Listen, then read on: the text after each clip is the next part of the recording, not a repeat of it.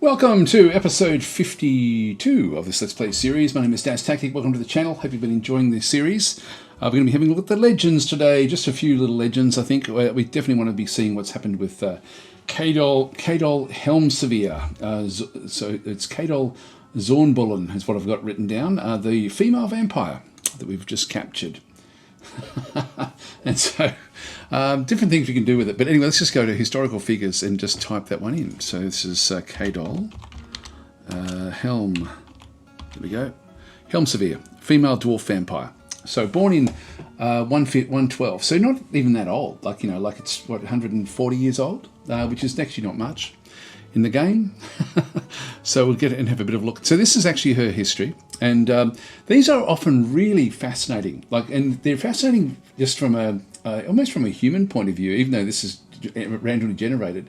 But it's not randomly generated in isolation. It's sort of things happen in the world, things collide on top of each other, and you end up with often quite tragic stories.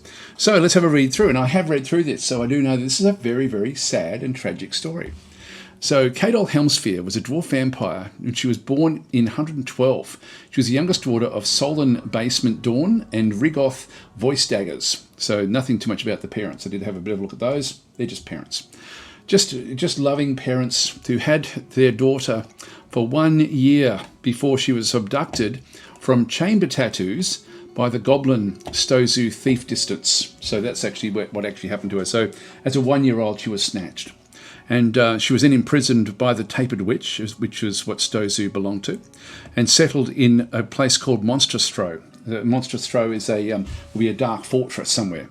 In like a fair few years afterwards, so what's that, another 16 years afterwards, she became a member of the Tapered Witch. So she's now 17 years old. 17 or 18, probably 18, because they become an adult basically at 18. So I'm guessing that when she grew up. So she spent her whole childhood in imprisonment inside Monstrous Throw. In 130, she became an animal caretaker. So 1 year afterwards, she decided to look after the animals in Monstrous Throw. So you can sort of imagine her being ostracised by the goblins and sort of now needing to sort of look after the dogs and the pigs and stuff like this. And then 2 years after that, at the age of around about 20, she's become lovers with Nagango Kang Evil Sack. So they become lovers in through there. In 132, she gave up being an animal caretaker to become a criminal in Monstrous Throw. So she's now sort of joining the criminal underworld. And she then marries Nago Kang Evil Sack in 134, so a couple of years after their engagement, or after their relationship started. Now, in 134, she settled in a place called Holsnard. And then the lover dies. Like if we look at Nago Kang, he dies in 136. The giant cheetah worship wisdom ambushes Nago Kang in through this side, and so he actually ends up essentially being killed by this giant cheetah. It's funny because he's already escaped from. No, this is a different one. This is a different giant cheetah. So he's escaped from one giant cheetah, but not from the other. Anyway, he doesn't really feature very heavily. He dies in 136, so a couple of years after they're married. Then we go into, in 138, Kadol and Gostnop Tikstank became lovers, and she married about a fair few years later. She sort of learned some life lessons, so she's not rushing into marriage this time. And so they then get married, and then, interestingly, they move back to chamber tattoos where she was born. So they've now gone back to where she came from, which, you know, secretly. So they've gone, like, they're still part of the criminal organisation. So she's gone back as a secret, like, this is really fascinating. This is before she becomes a vampire. So, and anyway, so they're sort of living chamber tattoos for quite some period of time. In mid-autumn of 151, Kadol was convicted of the theft of the Paint of Adventure and imprisoned for a term of 7 years. That's a long time to be in prison. Anyway, so she gets imprisoned in through that side, and then after she gets released, she becomes a carpenter in chamber tattoos. So this is her hometown. Becomes a member of the Considerate Hall. In 161, Kadol becomes a bookkeeper of the Considerate Hall. And just for context, the Considerate Hall was a carpenter's guild from the Infinite Land. So that's just a guild of carpenters. So she becomes sort of like a fairly high-level like almost like the secretary of the local guild, to sort of look after sort of the paperwork, I guess. A fair way later, like another 12 years later, in the mid-spring of 173, the goblin Ngang Hate Spider, as the goblin, the monster slayer Dayton Bandoyle of the Torch of Startling, formed a false friendship with Kadol in order to extract information in chamber tattoos. So she settled down. She's actually reformed by this stage, and she's sort of living a useful life as a carpenter in chamber tattoos before this goblin comes along and starts to corrupt her. And so we can look at the goblin through here. She then takes into the years, she becomes a gambler. So Kadol lost a fortune gambling in chamber tattoos at the Mountain of Sugar and went into debt. So the Mountain of Sugar will be like a tavern, so that's where she sort of had lost all of her hard-wrought funds. You can sort of see it's a real drama, isn't it? Like, it's a real drama. It's a real what's his name? Dickens-style drama is what we're sort of looking at through here. In the early autumn of 181, the goblin Stozu, taken maligned as the goblin, the prophet Olin Theta True, the Torch of Startling, formed a false friendship. So we've got a few of them that are trying to corrupt her in chamber tattoos all the way through. I'll just sort of scroll down a little bit because it's quite a long history. And in the early autumn of 192, the goblin Dang Seduced Waste also tried to form a false friendship with her. In mid-autumn of 192, Ongo Root Terror, as the bard, forms a false friendship of Kadol in order to extract information. And so again in 201, so only 50 years ahead of our time, Bosa Hellclaws, as the beast hunter, formed a false friendship. So they're all corrupting her in around up to the year around about the year 200. Now, before we go on and explore what happened as a vampire, let's just go back and recap. So she was abducted from chamber tattoos in the year 113 by the goblin Stozu Thief Distance, who was a female snatcher, essentially a goblin snatcher. And then she was corrupted in 181. So this is 70 odd years later. The goblin Stozu taken maligned. Of interest in through here, this is where things sort of collide on top of each other. A weird instance in through this side is that the very last thing that's actually in through here, actually, no, that was the wrong one. I got the wrong one here, guys. I've got the wrong one. I did actually have a look. It must be the Ngang Hate Spider. So the first one that tried to corrupt her in 173. We'll see Stozu Thief Distance actually murdered Ngokang in 190. So there's that was an end to that sort of corruption. So he was around for another 17 or 18 years since trying to corrupt her in chamber tattoos before being killed by the very snatcher who took Kadol way back. Okay, then we go back through. Now we start to sort of see what happened. In 205, Kadol profaned the natural shrine in chamber tattoos. And so Fothor the Ripe cursed Kadol. Now, Fothor the Ripe will be a god, was a deity that occurred in the myths of the Torch of Startling. Fothor was often depicted as a male dwarf and associated with fishing, so it's a fishing dwarf that she has profaned, and so he cursed Kadol to prowl the night in search of blood in chamber tattoos. And so she was there for a short distance, short time, and before she then fled to Wheeljaw. She became a dancer in Wheeljaw as part of her disguise. So in the early winter of 211, the Dwarf Explained was authored by Kadol. So she's written a treatise. So this is a written portion was a 19-page essay titled The Dwarf Explained, authored by Moses Thaxtizer, which is actually Kadol, and concerns the settling of the settling of the dwarf vampire Kadol Helmsevere in chamber tattoos in 143. The writing bubbles over with cheerfulness. Overall, the prose is amateurish at best. So this is her apology to the world about who she is and what she's done. And wasn't life so grand before all of her troubles? So was that in 140? Hang on, let's have a look at that again. When did that one? Around 143. And so this is when she actually came back. This is actually a bubbly little story about when she settled in chamber tattoos, and before the theft, before she was convicted of theft. So she came in, was very, very positive. I think Doskin Gosp would also have come in at that point in time.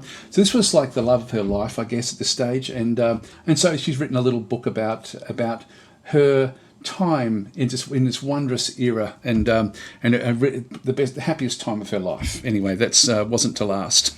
But this is a very important book to her, and so this is interesting for us playing the game, because we may be able to find this book and keep it for her so that she can actually have at least that around. So then we have, a year later, Kadol aroused general suspicion in Wheeljaw after a murder, and then she fled to Fealty Weald. And in the early spring of 212, Lalop the Righteous of Folding was claimed by Kadol from afar. This would be some sort of it could be a book, it could be could be anything really, it could be some sort of artifact. We don't need to worry about that one. In 213, Kadol became a peddler in Felty Wheel, then fled to Boats Island, became a thresher in Boats Island, then in 218 fled to Warplank. So she's killing people now as a vampire in each of these locations, arousing suspicion but escaping before they can actually do anything to her. So she's not the brightest person. Like, we know that from even just from the interview that we actually had with the Justice investigations. And so and then when she becomes a trapper in Warplank, she then stores the Dwarf Explained in Warplank. So it's now stored at this particular location. Warplank is a helix, a dwarven helix. So, and it's settled only like 100 years ago, basically. So that was settled 100 years ago. I'm not sure. I wish that there was a map in this thing so you could see exactly where everything was. Anyway, so then she aroused suspicion. She was there for quite some time, but then aroused general suspicion in Warplank after a murder, and stopped being a trapper in 225, and then fled to the Bays Jungles. Now, the Bays Jungles is a region, so she actually then went into the wilds and just sort of lived off the land for quite some period of time. And so she was in there for a while before she finally came out after 30 years of wandering the wilds and just eating what she could off the by being a sort of like almost like a beast type vampire. She's actually then come in and settled in Paint Daubs, and so she's joined Paint Daubs, and she fooled the Mahogany Irons into believing she was Moses Judge Bridges. And then what happened just very recently, so she came in the summer, by the autumn, so she had only really just arrived, and this is generally what happens with vampires.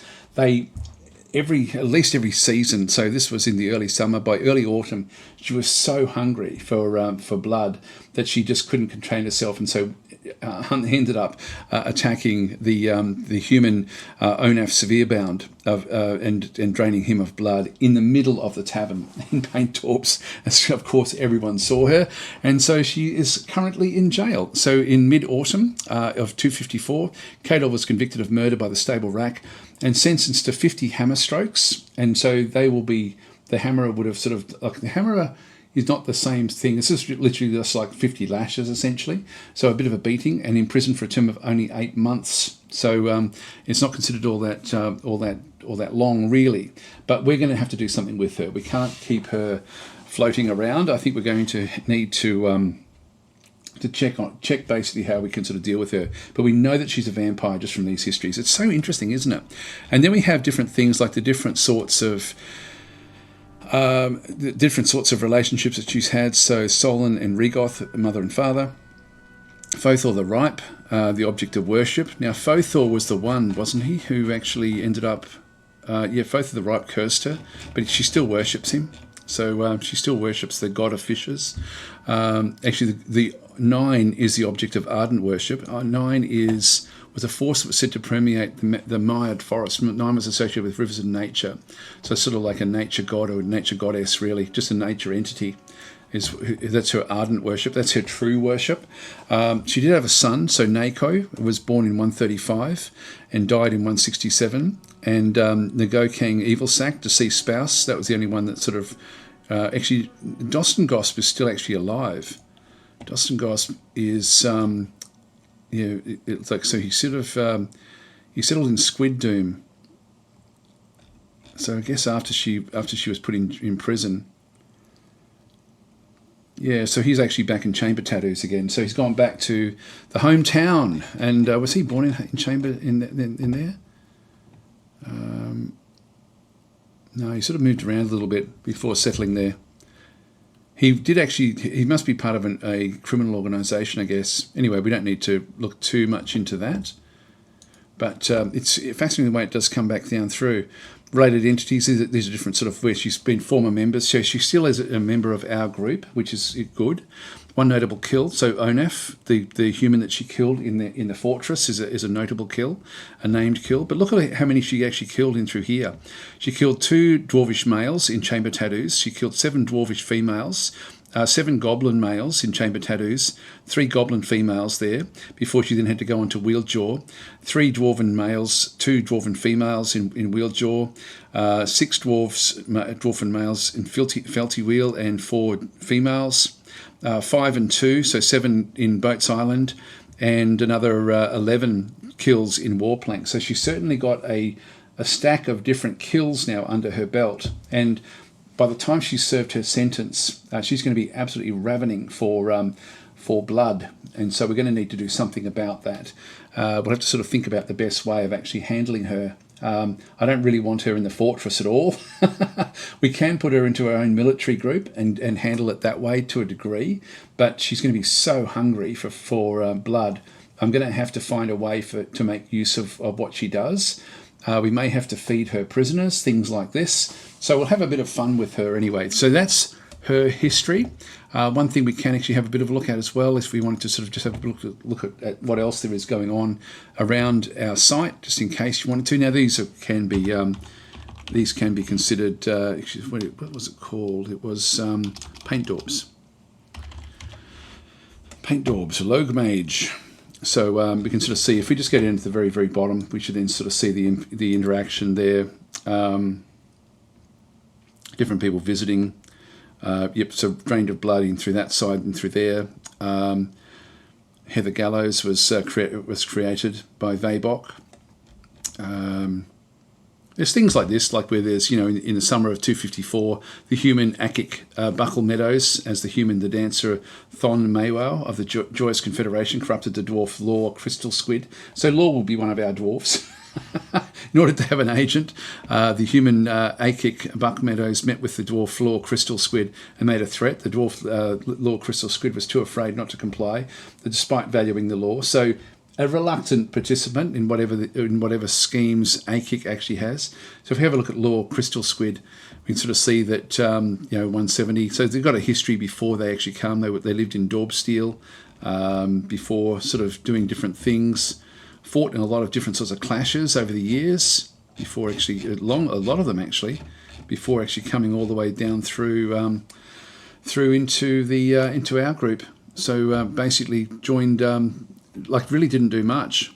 Became settled in paint daubs in the early summer of 250. So probably in the first settlement wave, I would guess. And then really, and here we go. In the late summer of 254, Law plotted to steal the leopard of hustling under the influence of the human Akik Buckle Meadow. So we can actually sort of think, okay, well, who's, just in case we can find this person. So we can see there, it's got like 10 kills, 5 monsters of the night in Plain Forest, and 5 humans in Echoed Snake. So this is the various fights and things that this one has been involved in. So Law is actually quite an accomplished fighter. Not that we know much about Law. So that's Law's thing through here. If you look at Akik Buckle Meadows in through this side, there's became a lieutenant of the Somber Council. That will be it was a human collection of outcasts from the Infinite Land. So this is a group of outcasts somewhere, and then sort of came through, settled in Doctrine Tube, I don't know where that actually is, and using Law, but plotting to actually take this particular area. So we've got criminal organisations all over the place. I think it's good to see the context of what the game actually will do. Like, it's really, really fascinating. There was one other one that I found when I was looking at it yesterday that I thought, I really want to show this because it's fascinating the way it sort of worked. I'll just see if I can find it. Yeah, here it was. I knew it was like a really interesting little twist, and we've already seen one twist with this character. This is when Kadol was 1 year old. This is when our vampire was 1 year old, before she was a vampire, and she was abducted from chamber tattoos by the goblin Stozu Thief Distance. So we already saw that Stozu Thief Distance did actually kill off one of the other people that she was dealing with, the Gokang, I think it was. Yep. So it was murdered by Stozu Thief Distance back in through there. So that was one little connection. But look at this connection as well. When we have a look at Stozu Thief Distance. So was born in 79. In the late summer of 85, Stozu began worshipping the swamp titan Umbril Mold Mornings the Misty. So she's actually, there's a swamp titan that as a kid, so how old is she? 6 years old. And so she's now worshipping, this becomes her object of worship is this swamp titan. And so she sort of becomes settled. She then has her career as a criminal, a very, very long career, all the way through, like sort of abducting different people. There's Kadol being abducted there in 113. So did a lot of stuff, a lot of abductions, like a very, very successful snatcher what does go on through here. And then finally, in the early spring of 190, the Swamp Titan, Umbril Mold Mornings the Misty, attacks Stozu. This is who she worships. And this is from when she was a 6-year-old. So it's sort of come through. It's 100 plus years later. In the early spring of 190, Stozu was struck down by the Swamp Titan, Umbril Mold Mornings, the Misty, in Doomshin. And that's the end of it. So she actually had the object of faithful worship was the very thing that killed her. Isn't that fascinating? Like the actual stories are just so damn interesting when you actually do delve into these sorts of stories. I hope that you don't mind me sort of taking this detour away from our actual story to talk about this, because it's just so interesting. And I don't know if this thing's still alive. Become an enemy of all these different things. Looks like it's quite a. So if Umbril comes, we'll have to try to remember this, if it's still alive. Yep, struck down. So in 247 was the last attack. So yeah, there's certainly a lot of other attacks that have gone in, and they've made a lot of enemies, a lot of notable kills. So this is a powerful creature, 19 other kills, but yeah, that's a lot. So anyway, I've got some interesting characters there that we've had a look at. We'll just click on done, and we'll go back to the title menu, continue the active game, and go back into paint daubs. Yeah, and so there she is in the prison cell now. So she's been captured in there for 8 months. So we're going to now need to set up basically how she can work. We've now locked the door, so there's no getting out of this particular room. And I'm now going to have to create like an area of the fortress just for her. And I'm not sure exactly the best way of doing this at this point in time. I think that what I might do is give her access to the layers basically outside, so she can sort of wander the caverns. And I don't think I'll connect the caverns through in that case, so I'll just keep the caverns so that she can sort of so she can work out through there. If we have a disastrous attack in the fortress, I can then bring her up as a fighter, but we won't do that yet. We'll do all that after everything sort of develops. But what we will need to do is just get her away from everyone else. I don't even want her walking through the fortress after this. I want her away. Now, she has a few different things that we sort of need to look at. If we look at the relations, Doston Gosp is still her husband. He's still alive, but he's in chambered, whatever it was. So I forget what it was called. I don't even know where these are. I should actually try to find some of these different places. The only son was Nako Dastado, and only daughter was Stastos. So these were again estranged from her a long time ago. So they don't really know much about her. These as well. She's lost contact with everyone in her family, everyone basically. So she's got all of these different people who she just really doesn't know. Her niece, she's familiar with. That's interesting. I probably should have looked some of these up. But we do have a spear dwarf that is her niece that we know of, and is currently in the fortress. But really, there's not really any other real connections. And 9 is the force that she worships, and Fothor was the deity that condemned her to become a vampire. And she's got like passing acquaintances with a few other different bits and pieces, even the captain of the guard. Anyway, so she can be quite a useful asset to us, depending on what actually happens in the fortress. And so we'll need to figure out a good way to make use of her. We may even find a way to actually get her to the surface if we need to. And so we'll deck her out as like a super weapon. Some people actually use the vampires to control all the levers, just to give them something to do. We could do that, but it would mean rebuilding the whole lever room, and I don't really want to be doing that. So I think what we'll do is we'll think about where we can go. If I go up, how far up before we start to get to the the other zones. It's not that far. It's about five areas before we get to this region. There's all sorts of little issues in through this side. So we can sort of create like a potentially another. Well, this is actually still back on F2, which is this is our main entrance. Yeah, that could work. That could work. I mean, if we built her stuff in amongst here, if she had access through the hospital if required, if we needed to bring her back through, or we go even further out this way and make this all of her area where this fight has actually taken place, that gives us a nice little cliff area for her to then sort of have access to. I think we might do this actually. So let's actually use this as like a bit of an area that we then sort of start to work in. So we'll actually still work in from this area through here. So she will have her own way up. So yeah, we can sort of bypass a lot of the stuff. We just go and find that's where she would be coming in.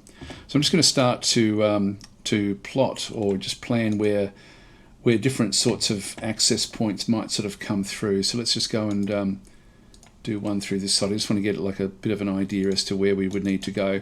So we'll just bring that one up. At this point, we would then go up a staircase. 1, 2, 3, 4, 5. Hang on, are we missing them all? Yeah, we are missing them all. This is good. And then when we come to this level, we then are bypassing everything. So then we go above, and that's still actually under 2 layers. I do like to be under 2 layers, even though it doesn't really matter so much with the caverns, but it does on the outside. So that will be where her access point from the dungeon back up, and then we can start to then make use of this area to get her ready for action in amongst all this different areas. So we'll just go and channel out that and that ultimately. Actually, no, we probably don't want to do it that way. We probably want to have it so that it ends up coming out this side. So we've got then access, so if you can give her access to either the caverns, actually it wouldn't be bad to actually give her access either out through here or through here. That would work, actually. That would work. Get rid of all that. This may be overkill, doing all of this other stuff. I may be able to just walk her through the fortress at the time, but I think this way at least we just keep her away from everything else. So let's actually have a look and see where we want to go with this. I just need to have like an access point that sort of then comes back through from these various areas, coming back in through here, and also back in through here. Have a chamber where we can sort of lock things off. Just have a bit of a look. There's nothing much underneath there. Now we're going to need to have access to. Actually, this isn't going to quite work for us. We are better off over this other side. Well, we can still have this as where she actually comes through. So maybe we just have this as an access point out, and then we can still sort of make use of everything else this other side. So for her to have anything else that we need to build, so it will come back into here. I might just pause this and then sort of just plan out what's going to actually happen here. Yeah, so what we'll do is we'll end up channeling back into the cell, back in through here, and we'll put a door through there at the end of this. So we'll have it come back up this way, up the stairs, up to this level here, which is then the start really of the cavern levels, across into like a central corridor, different rooms which we can sort of deck out in different sorts of furniture. Like we'll have even though they don't sleep, we'll have a bedroom. We'll try to make it fairly opulent, but I also want to have areas where I can lock her away so that we can actually come back in and rework this if required. So what we end up having is essentially back up into this area, some different rooms, even a little shrine to 9 so that you can pray to a god. Areas in here where we can then put like a drawbridge just in case we need to sort of lock her into different areas of it. So I'm going to put a drawbridge in through there. This is the access across. Another drawbridge into here. So this is where we'll sort of start to do our actual work, and then also a drawbridge to go outside as well. So we'll just construct everything sort of slowly. We've got 8 months to do it, so we've got a lot of time. So I'm just going to go across now, and open up this stuff. So I'll open up the stuff that we do need to get established first. So these are all the things that we want to start, so we can get the rest of the working sort of done. Now above this, on a layer completely separate to all of this, is another area where we've got like a channel down below. Now I'll do this one last. What this one will then do is this will allow us to then throw things down we'll make this into a dump zone in through here for things like clothing, or very specific things that we want for the vampire to wear. And so we'll just make sure that everything the vampire needs is in that room as a dumped item. So it's going to be a little bit, and so this will then be accessible through the well, essentially, or not through the well, but through the hospital. So that's the plan. So that then sort of keeps us, so we can still expand the hospital zone up this way if we needed to as well. Down through here, I mean, really what we want to do is just get everything sort of ready so that it's just sort of ready to go. So I might as well just open all of this up right now. And we'll just go all the way down to the bottom. And I'll just keep that one last little area until like open, so that we can then just go and open that one. Although even that one doesn't really mean anything. Like I might as well just do it that way before she gets too hungry. She's only just fed, so I mean she's already hungry, but anyway, I don't think she could reach anyone from in there. I think when that's actually done, we've got this locked, so no one's going to be getting in through the front of this particular area.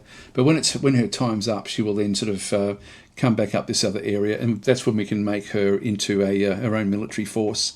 And by that stage, should have all this all nicely decked out for her. So anyway, that's where we are there. Now we also are doing a trade in through this side. Now I have gone over time here. I don't think the trades are all that interesting. Just wait for them to bring stuff in. Just make sure there's nothing else that we need to action. Oh, there's a heap of poults that were hatched. So we've actually now got a heap of poults running through the fortress. It's just absolutely everywhere. So we've got too many of these. We are going to need to go back in and sort of set these up. So this has actually become just way too big. So I'm going to have to go and kill off a lot of these things. So yeah, I didn't think that they'd hatch. Actually, I thought the guys may have sort of taken the eggs and eaten the eggs, but they didn't. I might just extend the size of this on as well, and yeah, I'll come back for that one afterwards. Actually, maybe yeah, I will.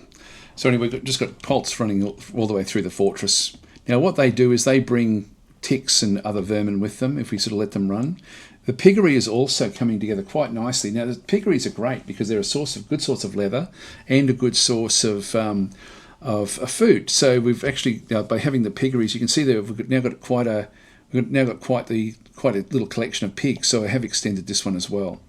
In the meantime, let's just go back up to F2 and do this trade. Okay, we've got one lot in through there. Waiting for 3 items to come up.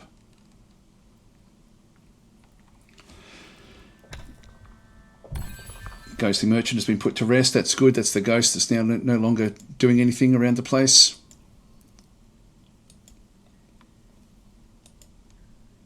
Yep, so we're still forging away nicely down below. Yeah, I was hoping to do something different with these wagons. Okay, rodent man. See, it's these things like the rodent spearman, etc. are. Oh, by the way, I've got a mod installed that then shows you all of the fighting. It's really, really cool actually, because it's going to allow me to step through in like where I don't have to keep on opening up to see what actually happened. So it means that this will get full very, very quickly whenever there's a fight.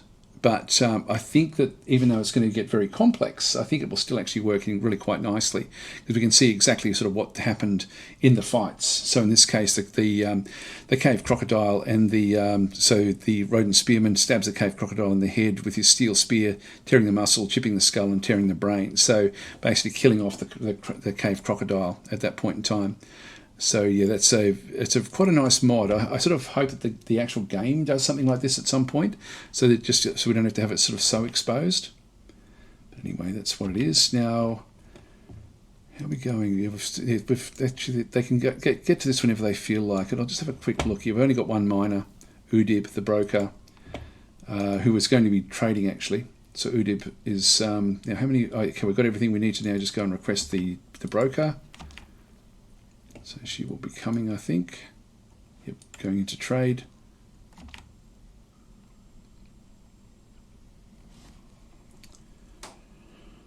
Come on, Udib. Here she comes. Okay, we can now trade. So we'll just go into the trades and steel bars and things like this. I mean, we've got like a lot that we can bring in, I think. I hope. I'll look to see what else we've got. Actually, maybe we don't.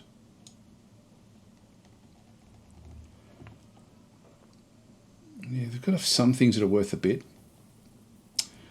What I might do is just go and add all of these together and just sort of see if this is going to be enough. If we just go to the bins, what have we got? 18,000. Okay, we'll just see if that's how that's going to work. Steel, gold, steel. Keep on getting gold, steel, back in through there, steel. That's already 10%. 2,400. We've got blocks, we've got glass. Giddy hens, we don't need those. I really need dogs. Dwarven ale, I'll grab all of those. Steel high boots, that looks good. Might as well get the good quality stuff while we're looking at it. We've got wheat. Grab the plump helmet spawn.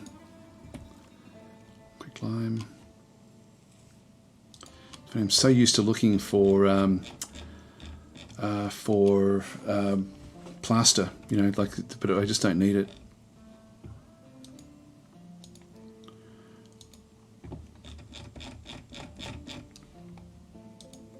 Okay, it's only 4,000 to get all of those. Bronze bolts, steel bolts, 800. Why not?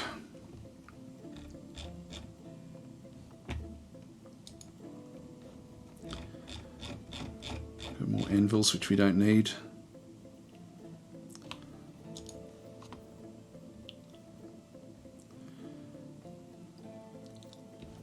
The thread.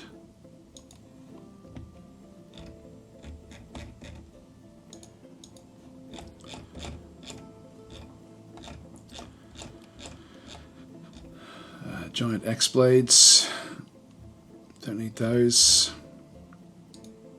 Grab all that cheese. They're still green, so we can still do this trade.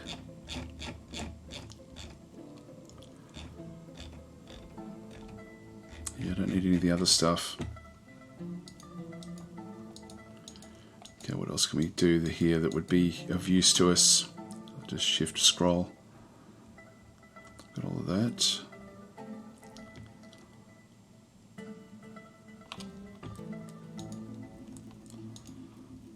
Let's get a few of these things. Yep, they're still accepting it.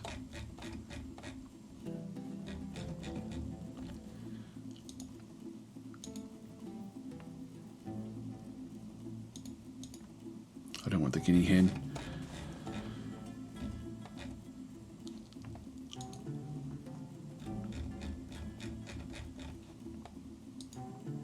Yep, they're still accepting it.